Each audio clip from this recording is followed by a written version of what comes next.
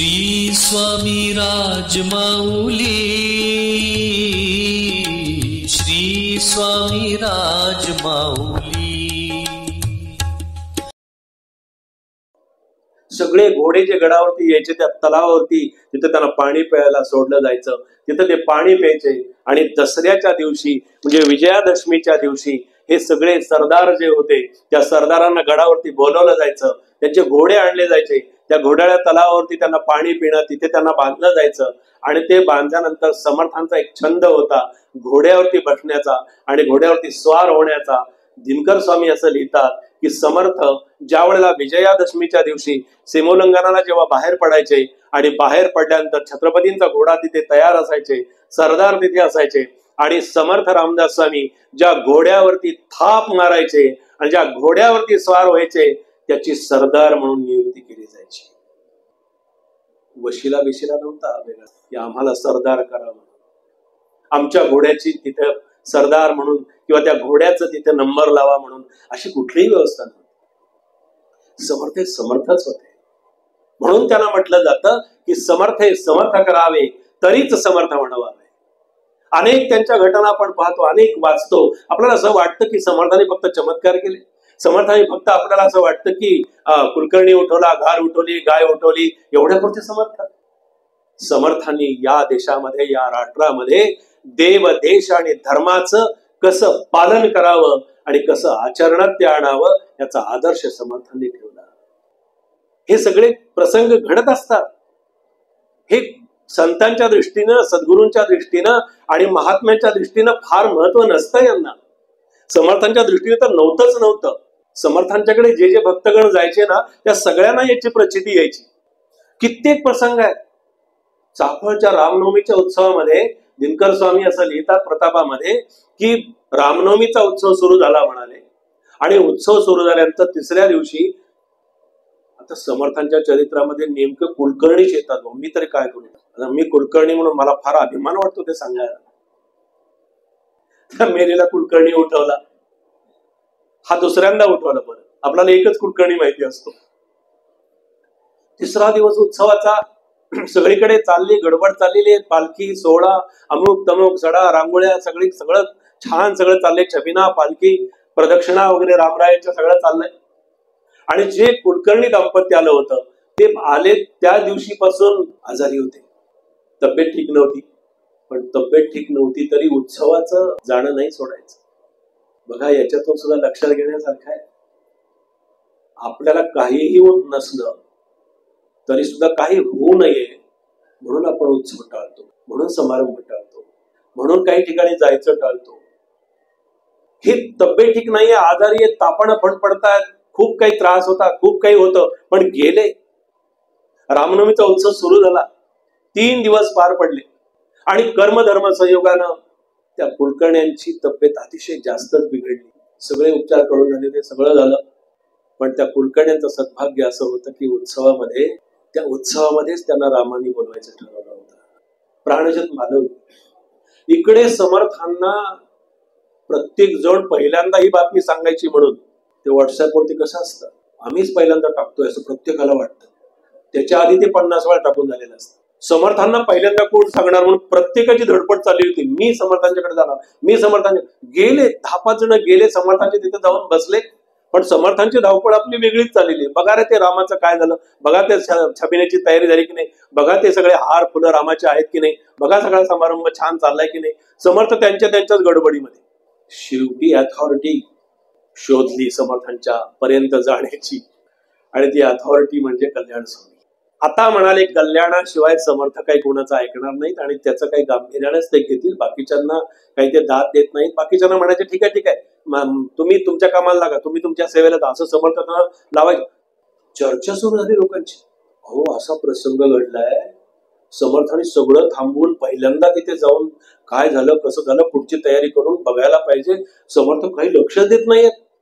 मग कल्याणाकडे गेले, कल्याणाने म्हणाले जा बाबा, सगळ्यांनी आग्रह केला तुम्ही तरी जा समर्थांच्याकडे। समर्थांच्याकडे कल्याण स्वामी हात जोडून गेले, महाराज अशी अशी घटना घडलेली आहे, कल्याणा तू तुझी सेवा कर बघू। त्यालाही पाठवला, सगळे छबिना पालखी सगळी आरती सगळे सकाळचे दुपारचे कार्यक्रम पूर्ण होत आले आणि नेमकी वेळ झाली ती भोजन प्रसादाची वेळ झाली होती. रामाचा नैवेद्य झाला होता, तोही झाला. स्वतः समर्थ रामाचं नैवेद्य शिष्याकडे जाऊन स्वतः रामाला ते नैवेद्य त्या ठिकाणी अर्पण करायला गेले होते.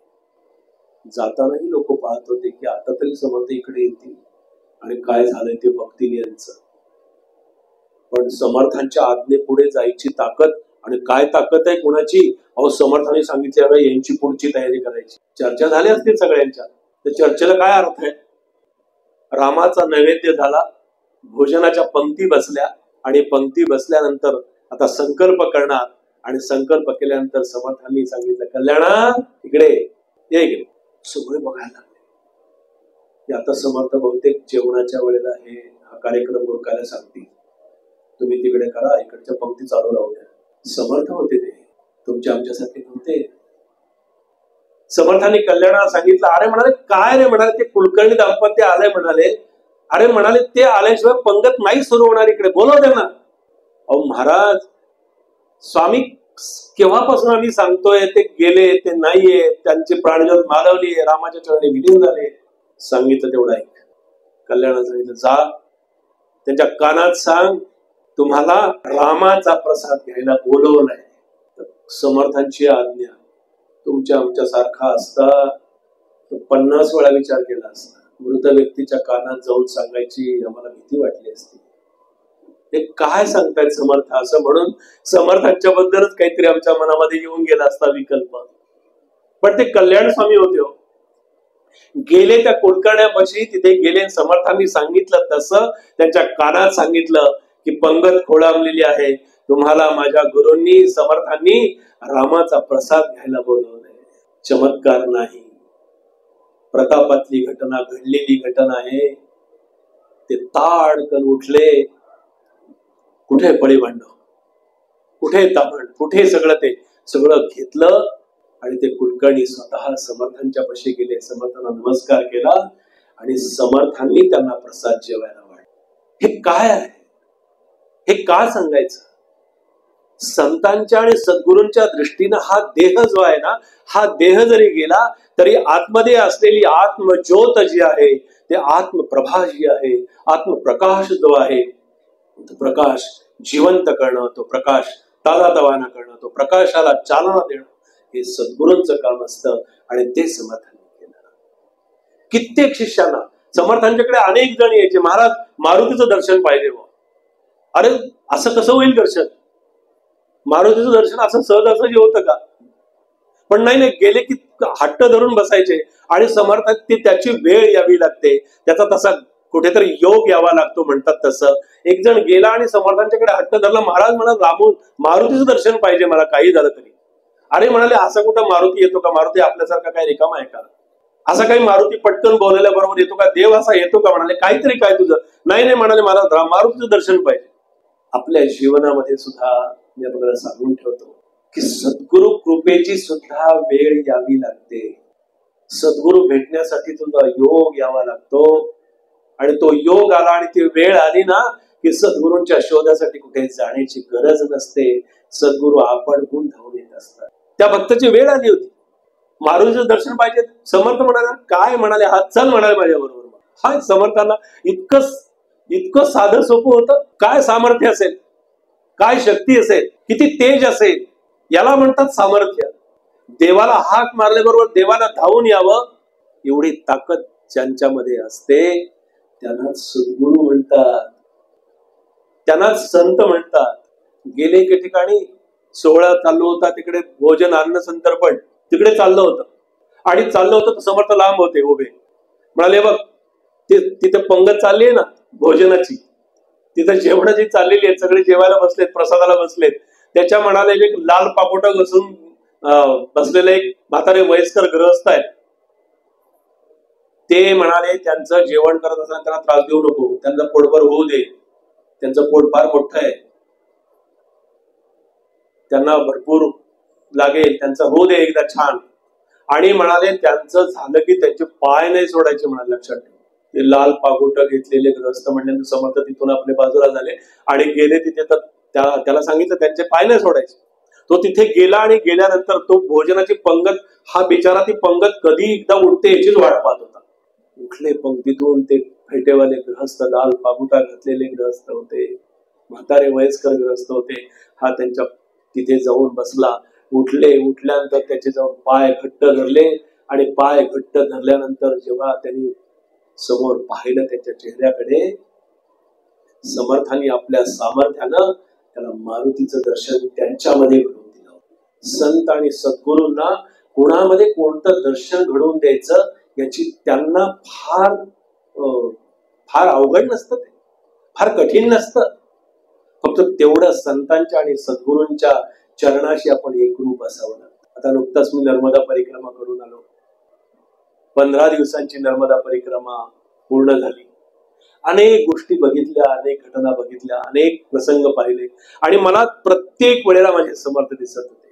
प्रत्येक वेळेला मला समर्थांचा विचार दिसत होता. प्रत्येक ठिकाणी मला समर्थांचं ते सांगणं दिसत होतं. काय नर्मदेच्या परिक्रमेची आपण व्याख्यानं ऐकलेली असतील, मी काही त्याच्यावर व्याख्यान नाही देत. पण नर्मदा परिक्रमा करत असताना तर नर्मदेच्या स्नानामध्ये सुस्नात होऊन सुद्धा आम्ही ग्रुप होता त्याच्याबरोबर गेलो होतो.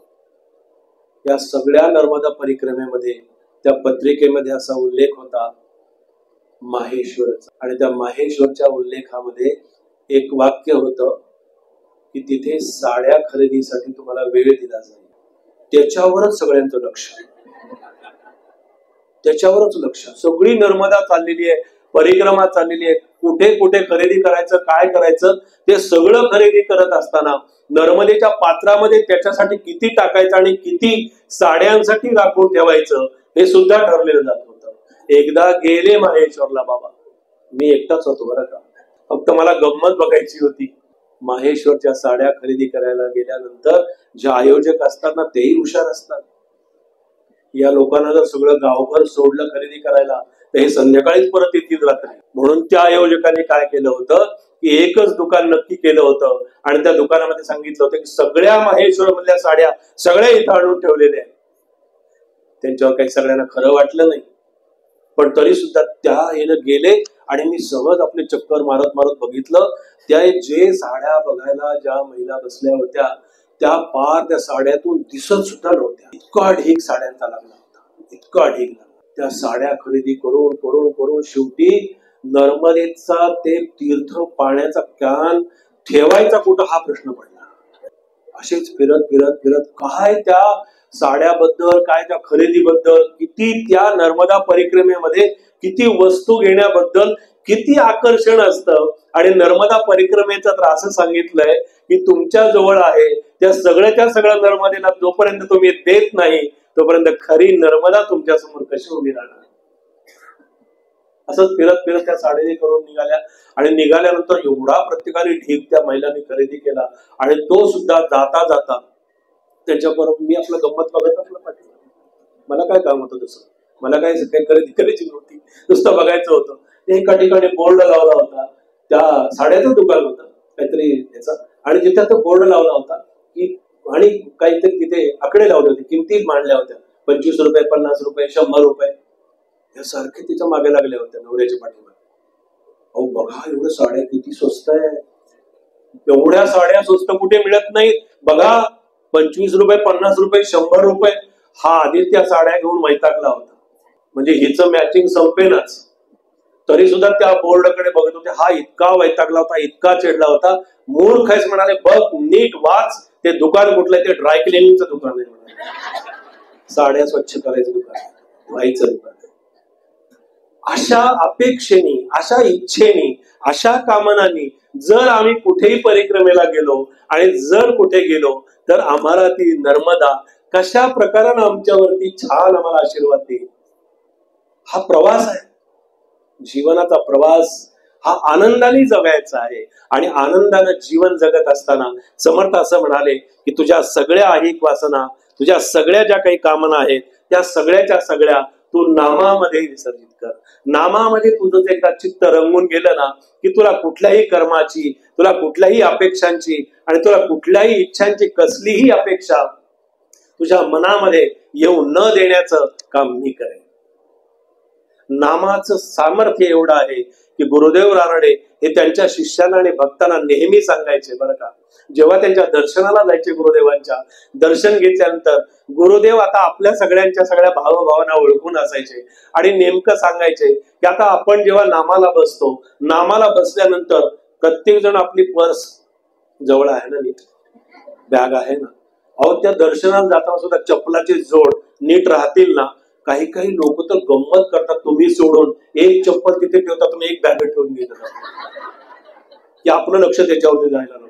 इतक्या कामना, इतक्या भावना. म्हणून गुरुदेवांनी हे ओळखलं होतं. गुरुदेवांच्या जेव्हा दर्शनाला जायचे लोकांना, तेव्हा दर्शनाला गेल्यानंतर गुरुदेव त्यांना असा आशीर्वाद द्यायचे आणि सांगायचे, गुरुदेव रानडे की तू म्हणाले की तुम्ही जर 3 वेळाला नामाला बसणार असाल आणि तुम्ही जर नियमानं 3 वेळाला नामाला बसाल तर तुमच्या संपत्तीचं रक्षण माझा राम म्हणाले हातामध्ये बंदूक घेऊन तुमच्या संपत्तीचं रक्षण करेल. असं सांगितलं की बरं वाटायचं. नामाला बसल्यानंतर आमच्या मनामध्ये भय आहे, आमच्या मनामध्ये भीती आहे, आमच्या मनामध्ये विकल्प आहेत. नामाला बसल्यानंतर हे जास्त वाढणार आहे. त्याचं कारण असं की नामाला बसल्यानंतर या विषयाने, या विकल्पांनी नेमकं जायचं तरी कुठं. नेहमी मी सांगत असतो की नामाला बसल्यानंतर विचारांचं प्रमाण वाढलं की समजा तुमचं नाम छान चाललेलं आहे. नामाला बसल्यानंतर विषय सुरुवातीला जर डोकं वर काढत असतील आणि विषयांनी तुम्ही जर त्रास करून घेत असाल तर त्रास करून घेऊ नका. अहो, तुमच्यामध्ये जे दबलेलं आहे, तुमच्यामध्ये जे लपलेलं आहे, तुम्ही जे दाबून ठेवलेलं आहे, ते उसळी मारणार तरी कुठं, ते नामाच्या वेळेलाच येतं बाहेर. आणि ते नामाच्याच वेळेला नेमकं बाहेर का येतं, त्याचं कारण असं की या सगळ्या विषयांना, विकल्पांना आणि वासनांना मुक्ती देण्याचं सामर्थ्य हे फक्त आणि फक्त नामामध्येच आहे. या विषयांना सुद्धा तिथे मुक्ती आहे, या विकल्पांना सुद्धा तिथे मुक्ती आहे. आणि अशी विकल्पांना मुक्ती देत असताना आम्ही जेव्हा भजन करतो, आम्ही जेव्हा गातो, आम्ही जेव्हा नामस्मरण करतो, आमच्या नामस्मरणाच्या खूप छान कल्पना आमच्या मनामध्ये आम्ही रंगवलेल्या असतात. आम्हाला साधन सामग्री लागते, ठीक आहे, आता हा तानपुरा मला लागला, मला त्याच्यामध्ये आनंद घ्यायचा आहे म्हणून. नाही त्याची खरी गरज आहे का, तर नाहीये खरी गरज. माझा आवाज हा त्यांच्या ओळखीचा झाला पाहिजे, माझं हाक मारणं हे त्यांच्यापर्यंत फक्त पोहोचलं पाहिजे. आणि तो आवाज कसा आहे हे तिकडून विचारलं जात नाही. तुम्ही किती वेळेला बेल वाजवता त्याच्यावरती फक्त अवलंबून असतं. खरंच महत्वाचं काम असेल तर आम्ही जेव्हा जातो तेव्हा त्याची बेल जेव्हा घराची वाजवतो. आमचं जेव्हा खरंच असं काहीतरी काम असतं, आता लग्नाची पत्रिका घेऊन गेलो, लग्नाची पत्रिका, मुंजीची पत्रिका घेऊन गेल्यानंतर आम्हाला फक्त दाखवायचं असतं, आम्हाला फक्त सांगायचं असतं आम्ही आलो होतो पत्रिका द्यायला, पण घरच बंद होतं ना. तुमच्या घराची बेल सुद्धा वाजवली पण घर नाही उघडलं गेलं. असं जेव्हा असतं तेव्हा माणूस एकदाच फक्त बेल वाजवतो. आणि जेव्हा खरंच असं असतं, यांनी लग्नाला आलं पाहिजे, यांनी माझ्या कार्याला आलं पाहिजे, यांनी मला आशीर्वादासाठी माझ्याकडे आलं पाहिजे, त्यावेळेला तो दार उघडेपर्यंत त्याची बेल वाजवली जाते. तशी भगवंताची बेल एकदा वाजवून चालणार नाही. भगवंताची बेल तो दार उघडेपर्यंत आपल्याला वाजवायची. आपला आवाज त्याच्या ओळखीचा झाला पाहिजे. कधीतरी एकदा आम्ही वर्षातून एकदा, आणि कधीतरी आता दुसरी काहीतरी कोरोना आल्यानंतर मग त्याचा आम्ही सुरुवात करणार का हाक मारायला. आता कुठेतरी आम्ही त्याला हाक मारायला सुरुवात नक्की करू, कारण आम्हाला एकच माहितीये की बाबा हे सगळं असं आहे. कोरोनामध्ये घेण्याची काळजी समर्थांनी 400 वर्षापूर्वी सांगून ठेवली. दुर्जनाशी दुरी धरावे, कचरटाशी न बोलावे, संबंध पडता निघून जावे दोरीला देशी, सुरक्षित अंतर ठेवा. हे 400 वर्षापूर्वी सांगितलं. मनारे जनी मौन्य मुद्रा धरावी. कारण नसताना बोलू नका. मास्क लावा, मास्क लावा याचा अर्थ असा की तुम्ही बोलू नका कारण नसताना. 2च माणसं कंटाळवाणी, एक नको एवढी बडबड करणारी आणि किती सांगितलं तरी न ऐकणारी. फार कटकटीचे विषय. म्हणून एकच आपल्याला सांगतो की जेव्हा उपासनेमध्ये, साधनेमध्ये आपण एक विषयाचं नक्की चिंतन आपल्या मनामध्ये ठेवा की आमच्या मनाला अस्वस्थ करणारी साधन शोधा. आमच्या मनाला तुमच्या भाषेत सांगायचं झालं मराठीमध्ये तर डिस्टर्ब करणारी साधनं शोधा. तुम्हाला अस्वस्थ करणारी साधनं शोधा. तुम्हाला कुठेतरी विचलित करणारी साधनं शोधा. आणि ती साधनं शोधून तुम्ही ती साधनं कशी त्याच्यातून पार कराल हे पहा, आम्ही कशानेही हल्ली डिस्टर्ब व्हायला लागलो, आम्ही कशानेही अस्वस्थ व्हायला लागलो. साधं मोबाईलची बॅटरी 20% खाली झाली की झाली अस्वस्थ. बराच वेळ झाला आता, किती वेळ, 5 वाजल्यापासून कार्यक्रम सुरू झाला, 5:30 पासून. किती फोन येऊन गेले, किती मिस कॉल झाले, किती मेसेज येऊन गेले. पायऱ्या उतरताना धडपडतील, पण मेसेज बघत बघतच उतरतील. इतकी अस्वस्थ करणारी साधनं आहेत ही. रोजच्या दैनंदिन जीवनामध्ये जो समर्थांचा दासबोध मी सांगत असतो माझ्या युट्यूबच्या चॅनलच्या माध्यमातून, आपण बघा, माझ्या नावानंच ते चॅनल आहे, मुनबा रामदासी नावानं. त्या चॅनलवरती मी हे चिंतन मांडत असतो की तुम्ही बाकी काहीही नाही केलं तरी चालेल, पण तुम्हाला अस्वस्थ करणारी आणि तुम्हाला कुठेतरी भक्ती मार्गापासून रोखणारी साधन, तुम्ही ते विषय शोधायचा प्रयत्न. हा विषय माझ्या आड येतोय, ही माया माझ्या आड येते, हा भौतिक पसारा माझ्या आड येतोय, हे पहिल्यांदा विषय तुम्ही शोधा. आणि हे त्या चॅनलच्या माध्यमातून मी सांगत असतो, फेसबुकच्या पेजच्या माध्यमातून हे सांगण्याचा प्रयत्न करत असतो. माझा काही हा प्रचार करण्याचा हेतू नाहीये, हा उद्देश नाहीये, पण हे त्याच्यातून आम्हाला आत्मसात करण्याचा आम्ही जेव्हा प्रामाणिकपणे प्रयत्न करत असतो. भजन असं करा, हा कसे त्याला मारा, त्याला प्रेमानं अडवण्याचा प्रयत्न करा. काय सांगावं आपल्याला, सूरदास जेव्हा भगवान गोपाल कृष्णाचं भजन करायचे, गायचे, अहो त्यांचं नुसतं चरित्र आम्ही वाचतो, त्यांचं नुसतं नाव ऐकलं तरी आम्ही आमच्या डोळ्यातून अश्रू येत असतात. त्या सूरदास जेव्हा भगवंत गोपाल कृष्णाचं गाणं गायचे, त्याचं भजन करायचे, तेव्हा सूरदासांचं भजन चालू असताना इतके तन्मय होऊन जायचे की त्या सूरदासांचं भजन ऐकायला ते अंध होते, त्यांना दिसत नव्हतं, पण सूरदासांच्या शेजारी भगवान गोपाल कृष्ण येऊन बसायचे. आणि भजन गात असताना त्यांना कुठेतरी चाहूल लागायची की भगवान गोपाल कृष्ण माझा सखा माझ्या शेजारी येऊन बसलाय. आता गोपाल कृष्ण म्हणला की थोडा खोडकर असणारच ना. जाताना गोपाल कृष्ण हळूच मांडीला मांडी लावून जायचा. सांगण्याचं तात्पर्य असं आहे की आपण जेव्हा भजन करतो, आपण नाम घेतो, आपण जेव्हा दासबोध वाचतो, आपण जेव्हा पारायण करतो, आपण जेव्हा या सगळ्या गोष्टीचा जेव्हा आम्ही प्रयत्न करतो अडवण्याचा, आत्मसात करण्याचा, तेव्हा आम्ही हे त्या गोपाल कृष्णाचं, आम्ही त्या सूरदासांचं भजन, आम्ही त्या गोपाल कृष्णाला कसा आमच्या जवळ आणता येईल, रामाला कसा आमच्या जवळ आणता येईल, याचा आम्ही प्रयत्न नक्की केला पाहिजे. आणि ते भजन प्रेमानं आम्हाला गाता आलं पाहिजे. प्रेमात राम रंगतो याचा अर्थ काय आम्ही कधीतरी समजून घेतला पाहिजे. राम आम्हाला प्रेममय दिसला पाहिजे, प्रेमामध्ये ती मूर्ती आम्हाला अडवता आली पाहिजे. देव, देश आणि धर्माचं कार्य आम्हाला करायचंच आहे, पण ते करत असताना तुझी वृत्ती तशी झालेली असली पाहिजे. समर्थांनी 400 वर्षापूर्वी याचं सगळ्याचं चिंतन आमच्या समोर हे सगळं मांडत असताना आम्हाला सगळं समर्थांची वचनं इतकी पटतात, इतकी आचरणात आणावीशी वाटतात. एक महाराजांना सुद्धा काही लोक प्रश्न विचारायचे बरं का. एक प्राध्यापक होते आणि ते प्राध्यापक महाराजांच्याकडे गेले आणि म्हणाले, का हो? म्हणाले, महाराज, तुम्ही सांगतात तेच आम्ही सांगत असतो, तुम्ही सांगतात तेच आम्ही सांगतो, तुम्ही सांगतात तेच आम्ही शिकवतो, तुम्ही सांगतात तेच आम्ही लोकांना काहीतरी समजावण्याचा प्रयत्न करतो, पण तुम्ही सांगितलेलं पटतं आणि आम्ही सांगितलेलं पटत नाही, त्याचं नेमकं कारण काय? महाराजांनी फार सुंदर उत्तर दिलं. महाराज असं म्हणाले की तुम्ही जे सांगता ते स्मरणातून सांगता आणि आम्ही जे सांगतो ते स्फुरणातून सांगत असतो, त्या ईश्वराच्या स्फुरणातून सांगत असतो, त्याच्या प्रेरणेतून सांगत असतो. तो जे सांगेल ते आम्ही सांगण्याचा प्रयत्न करत असतो. आणि हेच सांगण्याचा प्रयत्न हा गेली 14 वर्ष या महोत्सवाच्या माध्यमातून आपण करण्याचा एक प्रामाणिक प्रयत्न करतो आहोत. आणि हा प्रयत्न करत असताना ही आता खरंच अशी गंगा छान वाहते आहे, या गंगेमध्ये सुस्नात व्हायचं आहे. पहिल्या आम्ही जेव्हा सुरुवात संत महोत्सवाची आपण जेव्हा केली तेव्हा पहिल्या दिवशी लोक यायची, आम्ही वाट बघायचो, किती खुर्च्या भरल्यात, शुभांगी त्यांना काळजी वाटायची.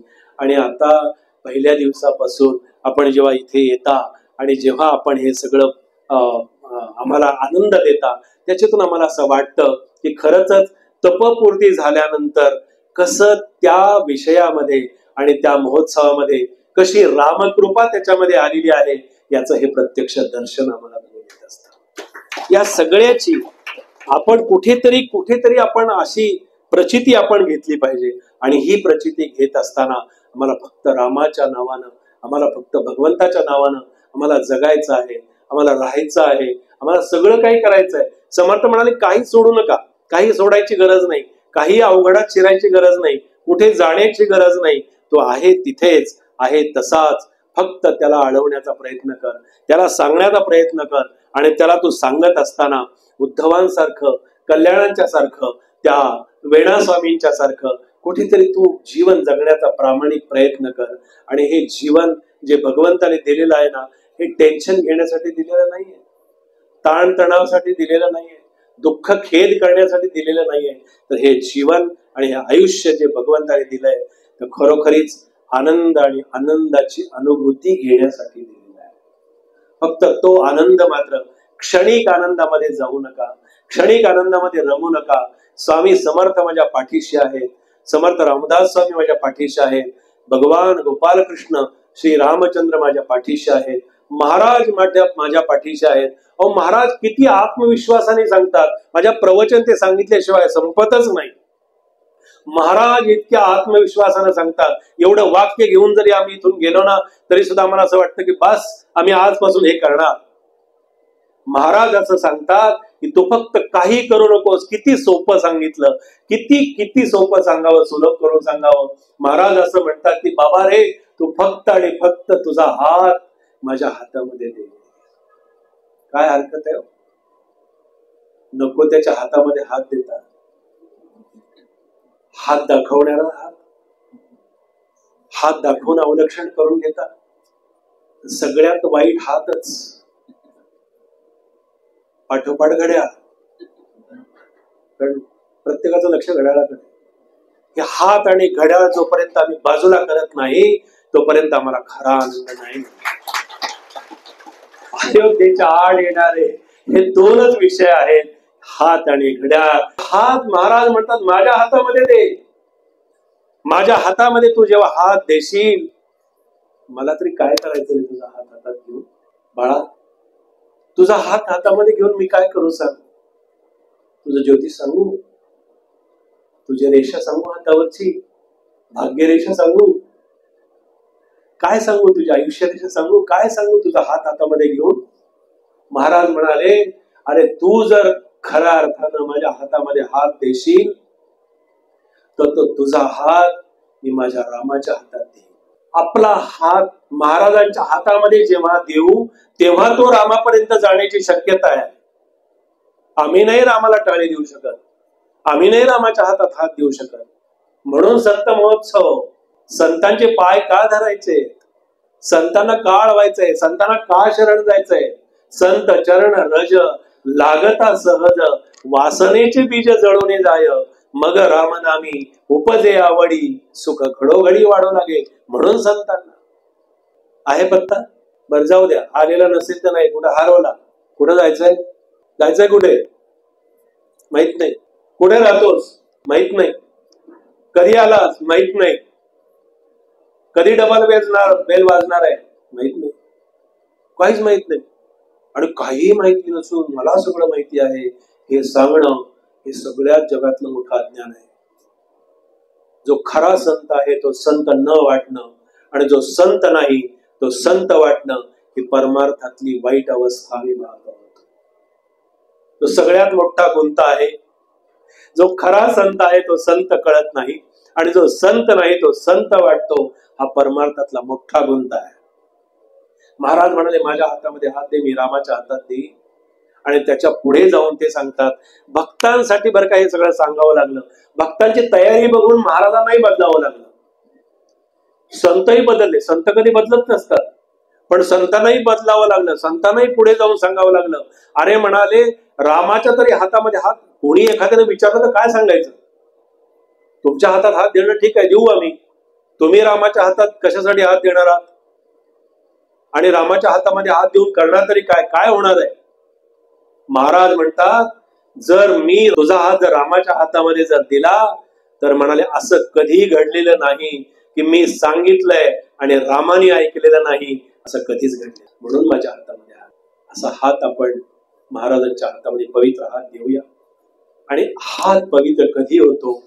जेव्हा हातामध्ये स्मरणी असते तेव्हा, माळ असते तेव्हा, जप करतो तेव्हा. असा जप आपण करूया. 22 जानेवारी हा आपल्या सगळ्यांसाठीचा सोन्याचा दिवस आहे. न भूतो न भविष्य. आयुष्यामध्ये गेल्या कित्येक जन्मामध्ये, कित्येक पिढ्यामध्ये, कित्येक काळामध्ये आपण बघितलेलं नाही अशा काळालाही बाजूला सरकवणारा आणि काळावरती मात करणारा अशा प्रकारचा 22 जानेवारीचा दिवस हा आपल्या सर्वांच्या दृष्टीनं आत्मकल्याणाचा दिवस आहे. जे वर्षानुवर्ष तिथे चाललेलं होतं, वर्षानुवर्ष राम सिंहासनावरती बसू शकले नव्हते, ते सिंहासन रामाच्या स्थापनेनं ते त्या ठिकाणी सुशोभित होणार आहे. आणि राम जेव्हा त्या सिंहासनावरती बसेल तेव्हा आमच्या हृदयस्थ सिंहासनावरती बसलेला राम सुद्धा आम्हाला अखंड आशीर्वाद देत राहील.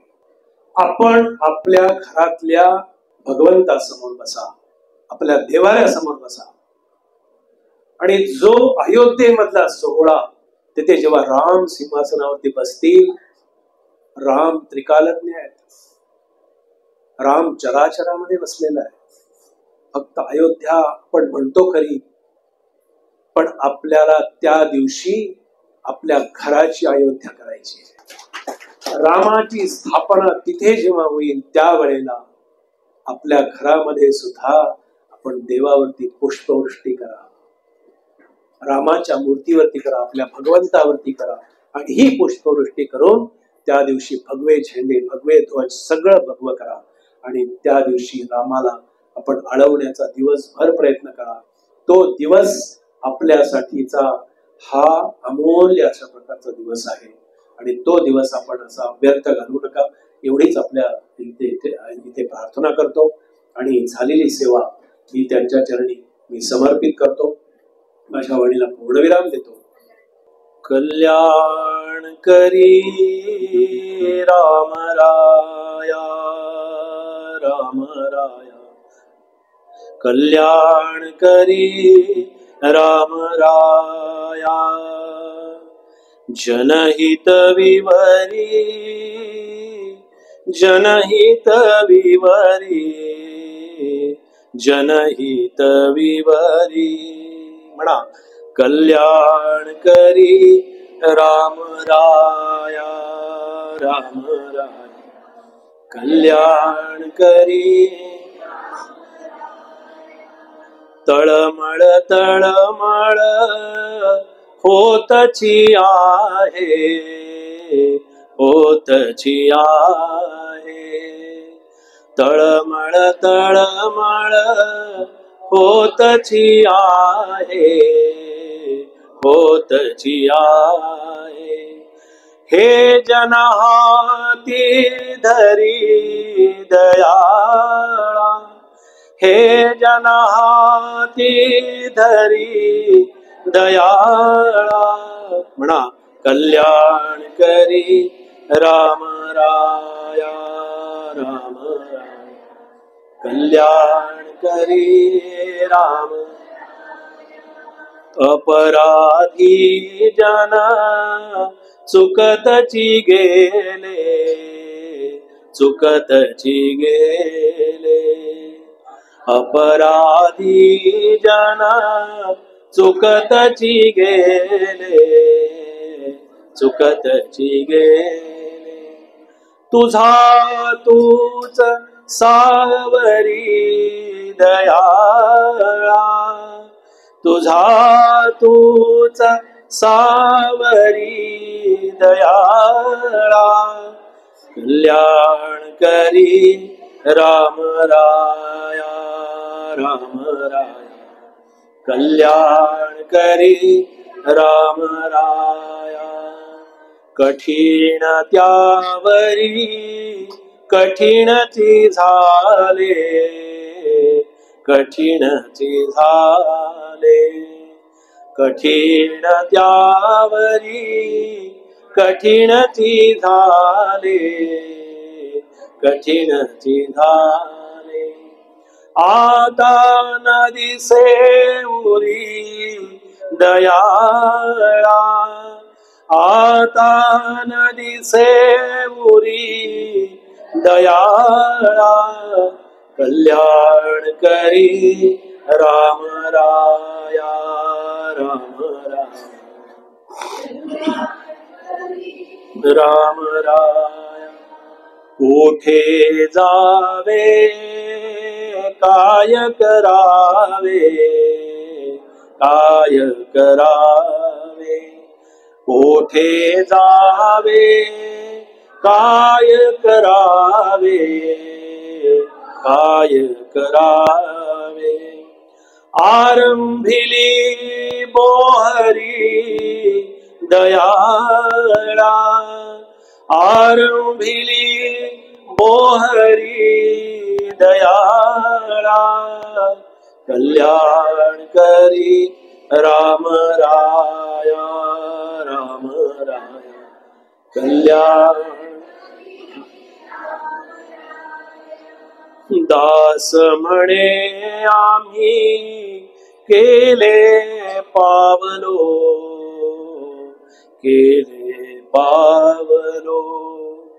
दास म्हणे आम्ही केले पावलो दयेसी नाही सरी दयाळा दयेसी नाही सरी दयाळा कल्याण करी राम राया राम राया कल्याण करी राम राया जनहित विवरी जनहित विवरी जनहित विवरी कल्याण करी राम राया राम कल्याण करी राम राया जय जय रघुवीर समर्थ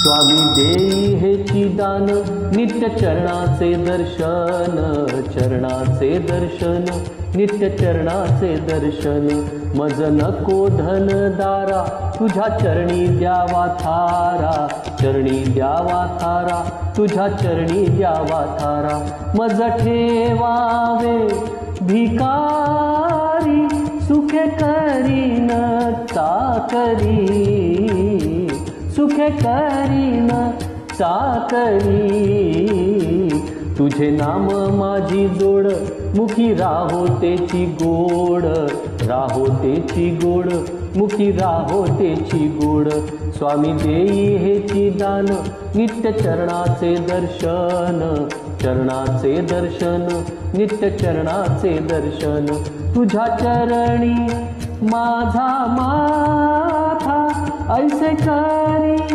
दीनानाथा ऐसे करी दीनानाथा तुझ्या नामी लागो छंद मज द्यावे दासपद द्यावे दासपद मज द्यावे दासपद स्वामी देई हेची दान नित्य चरणाचे दर्शन चरणांचे दर्शन नित्य चरणांचे दर्शन सुत मागे हेची दान सुत मागे हेची दान तुझ्या चरणी होऊलीन तुझ्या चरणी होऊलीन तर गणो एक नम्र विनंती, हा एपिसोड कसा वाटला कृपया कमेंटमध्ये नक्की कळवावे. आवडला असेल तर लाईक करा, शेअर करा आणि कृपया या चॅनलला सबस्क्राईब करायला विसरू नका. तुझ्या चरणी द्यावा थारा चरणी द्यावा थारा तुझ्या चरणी द्यावा थारा स्वामी देई हेची दान नित्य चरणांचे दर्शन चरणांचे दर्शन नित्य चरणांचे दर्शन स्वामी देई हेची दान स्वामी देई हेची दान स्वामी देई हेची दान.